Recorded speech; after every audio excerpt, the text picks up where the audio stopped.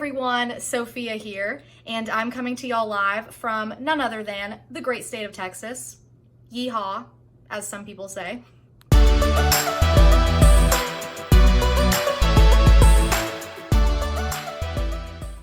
I was diagnosed with type 1 diabetes a little over 8 years ago when I was 13 years old.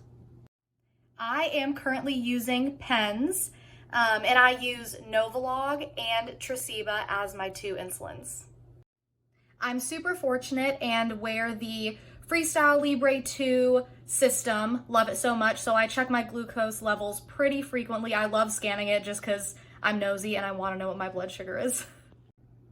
I feel pretty good about my A1C. It's a little higher than it has been in the past, but I try and take that as constructive criticism and work towards a better number when that happens. So when I was first diagnosed, my insulin to carb ratio was 1:8, and now it is 1:5, which is pretty low compared to a lot of other people. And then my long-acting insulin was at 17 units, and now it's up to 22 units. On a scale of 1 to 10, I'd probably say that I feel like I manage my diabetes at like a 7 or 8. I don't know. It's hard because, as we all know, it changes from day to day. One area where I'm looking for improvements in my type 1 diabetes management is my after meal spikes. Those get me, y'all. I'm not super affected by high blood sugars. I guess I just feel a little bit more tired, but low blood sugars, I can always tell when I have one. I just have this weird feeling. I'm shaky. I just feel a little bit off. I don't know. It's so hard to explain, isn't it? My worst hypo experience happened within the first year that I was diagnosed. My blood sugar was so low that my meter wouldn't even read it. You already know I ate like a million carbs after that, but everything was okay.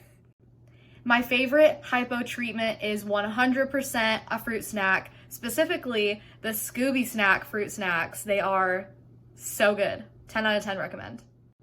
My advice for not just a patch followers who are also living with type 1 diabetes would be make sure you have balance in your life in every aspect. Work hard at having good management, but also give yourself grace because this is a tough disease to manage. In terms of food, my guilty pleasure is anything chocolate. Like, it's bad. I love chocolate. My top tip that I keep in mind when I'm trying to manage a good diet is have balance and variety. So in terms of exercise, I don't have a super strict workout routine or anything like that, but I do try to get into the gym or be active at least 4 times a week. One memory that I have from around the time that I was diagnosed is my middle school cheer tryouts, and I was so upset because I thought I was going to have to miss them, but I got out of the hospital pretty much the day or two before the tryouts, and I actually ended up getting all caught up and making the squad.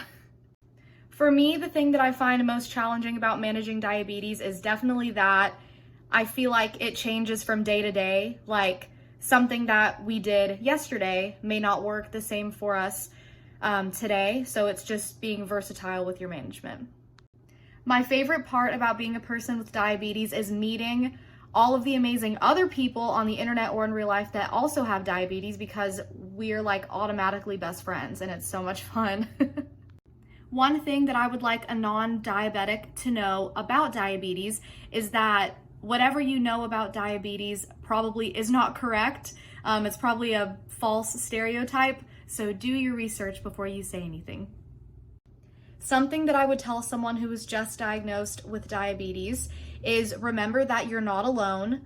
Besides your friends and family and medical professionals, there's a whole community of us on here, online, and we're all here for you, and it will get easier. I do wear a CGM. I wear the Freestyle Libre 2, and I love it. I protect my CGM by following the recommended application steps, and I also wear not just a patch very frequently. I currently have on the pink one.